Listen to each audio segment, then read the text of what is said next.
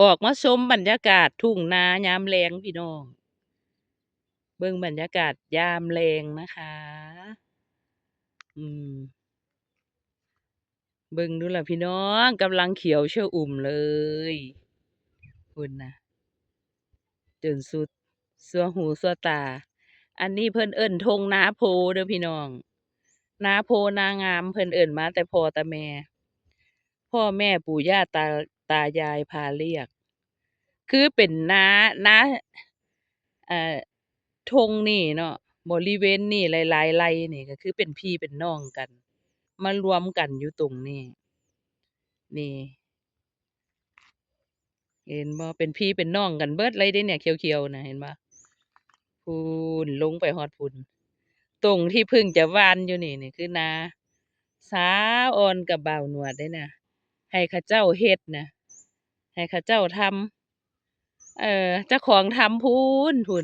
ตรงที่เขียวๆอันปลายนาพูนเนาะอันนี้เพิ่นพึ่งหว่าน เนี่ยฝนดีหลายเพิ่นก็เลยนานได้หว่านเนาะเพิ่นเฮ็ดหลายโทงผู้เพิ่นนั่นอันผู้เพิ่นนั่นมาเซาเฮ็ดน่ะหันเด้ตะกร้าบ่าวหนวดเห็นบ่พี่น้องเนี่ยเป็นน้าเจ้าเดียวกันเบิดเป็นเจ้าโคตรเดียวกันเบิดก็คือว่าเป็นพี่เป็นน้องกันแม่นเบิดเลยเด้เนี่ยเป็นพี่เป็นน้องเป็นญาติกันอยู่ในอ่าตรงนี้นี่เพิ่นเอิ้นนาโพ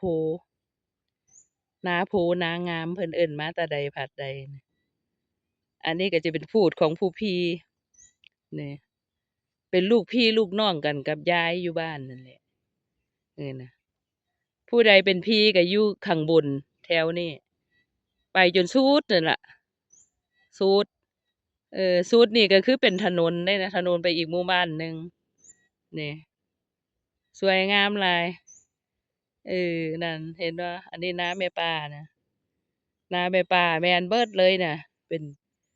กลุ่มเป็นจุ่มเป็นหยังไปนะได้มิตรได้คนละ10ได้คนละ10กว่าไร่มาแบ่งมาปั่นกันลูกเต้าแล้วนะเนี่ยมันก็แตกกิ่งก้านแตกหน่อแตกแหนงออกมาแล้วเนาะแบบว่าเป็นแบบว่าเป็นลูกเป็นหลานเป็นพ่อเป็นแม่แล้วก็ลูกกับหลานเนาะเป็นตาเป็นยายเป็นปู่เป็นย่าน่ะเนาะก็แตกมาเป็นหลานเป็นเหลนเป็นหลนเนาะ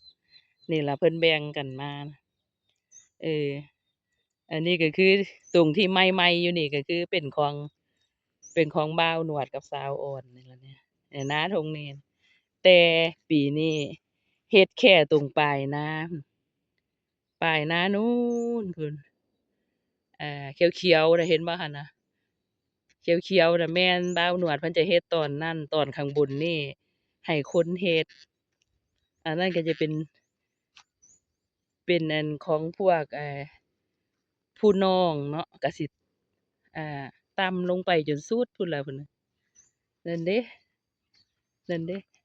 ตะกร้าที่บ่าวหนวดมาตกมื้อนั้นได้เหยือดเบิ่งบ่เล็ดนั่นเด้กร้าเพิ่นยาวแล้วเพิ่นมาตกมื้อนั้นอืมงามแล้วเห็นบ่โอ้ของเราก็ดีตั่วล่ะเนาะบ่าวหนวดเพิ่นจะเอาไปซ่ามข้างบนเอ้ยเพิ่นจะเอาไปซ่ามข้างบนแต่ตรงนี้ก็ออกแล้วนี่ให้คนเฮ็ดให้เพิ่นเฮ็ดให้ญาติกันนี่แหละเฮ็ดนะพูนของบ่าวหนวดเขียวๆอยู่ปลายนาพู้นจะได้เอาซุมนี้แหละเนี่ยไปซ่ามนะนี่อืมเป็นญาติเป็นพี่น้องกันเบิดช่วงนี้เพิ่นบ่ทันลงมาดอก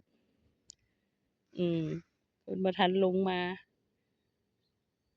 อีกสักครู่เพิ่นจะลงมาทำให้ก้าซุมนี้มัดได้ก่อนเพิ่นจะลงมาซ่ามบ่าวหนวดนี่ก็เลยขี่รถมาเบิ่งงามแล้วงามแล้วเดี๋ยวจะอัปเดตให้เบิ่งอีกนะคะเดี๋ยวจะอัปเดตให้ดูอีกค่ะ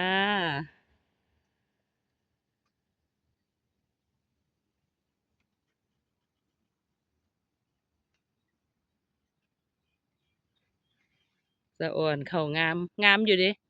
ฝุ่นดีเข้าเลยงามจ้า